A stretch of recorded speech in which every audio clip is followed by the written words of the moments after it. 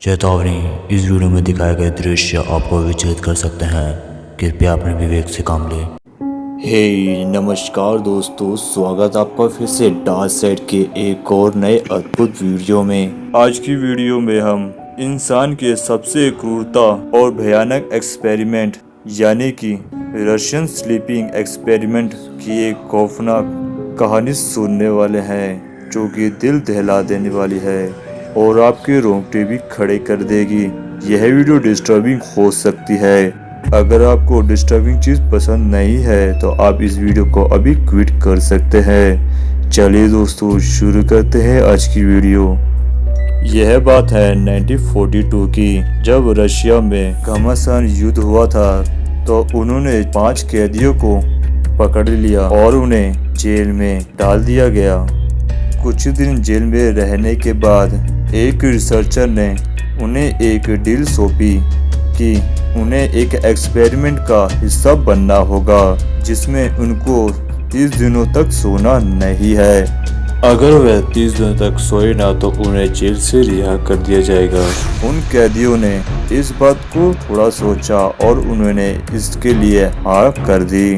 तब उन कैदियों को एक चैम्बर में ले जाया गया और उन्हें वहां पर बंद कर दिया।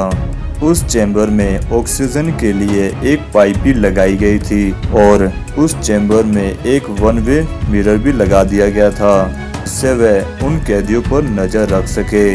उन कैदियों को हर चीज सुविधा दी गई थी। उन्हें तीनों टाइम खाना दिया जाता था और उन्हें पढ़ने के लिए बुक और एक टॉयलेट की सुविधा भी दी गई थी।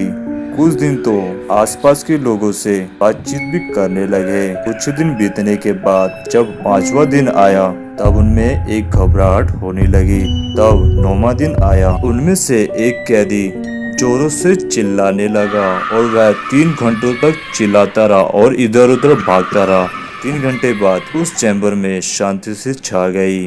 रिसर्चर ने देखा कि उसकी वोकल कॉर्ड इतनी फट चुकी है कि उसमें से कोई भी आवाज नहीं आ रही है।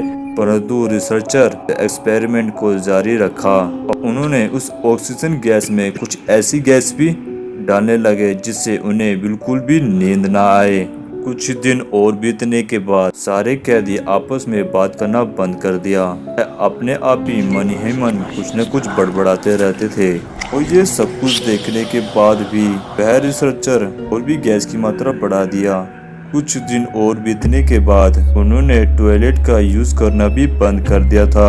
वह खुले में ही शौच कर लिया करते थे। तो चारों तरफ इतनी गंदगी हो चुकी थी, वह इतने पागल हो चुके थे कि उसमें से एक कैदी ने पेज के पन्नों को फाड़कर उन्हीं मल मूत्र को उन शीशे में लगा दिया, जिससे वह रिसर्चर उन्हें देख ना पाए। इसके बाद उन रिसर्चर को अंदर का कोई भी चीज नहीं दिखाई दे रहा था, परंतु वह ऑक्सीजन के मात्रा के हिसाब से वह समझ जाते थे कि वह ठीक है या नहीं।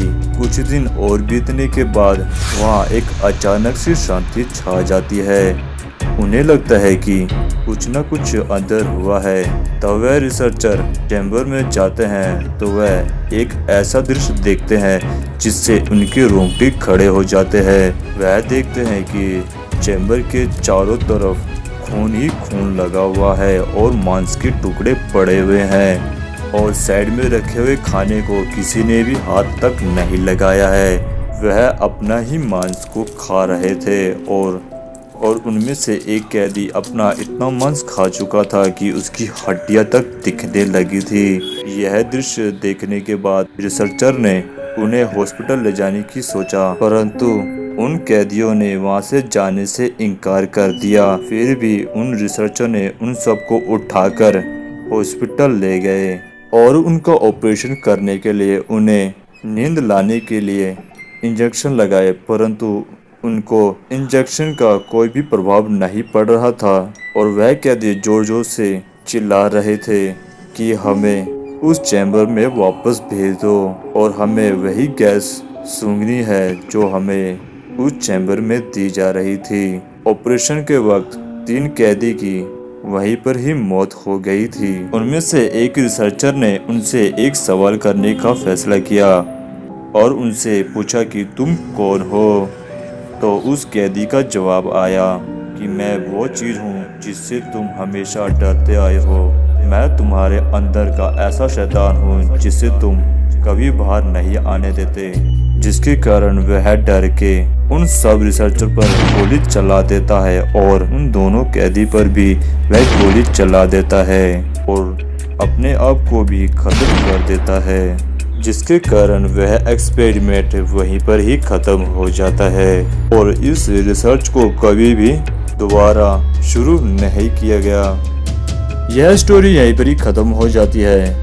यह स्टोरी आपको कैसी लगी हमें कमेंट सेक्शन में बताना ना भूलिएगा और हमारे चैनल को भी सब्सक्राइब कीजिएगा। मिलते हैं हम नेक्स्ट एपिसोड में।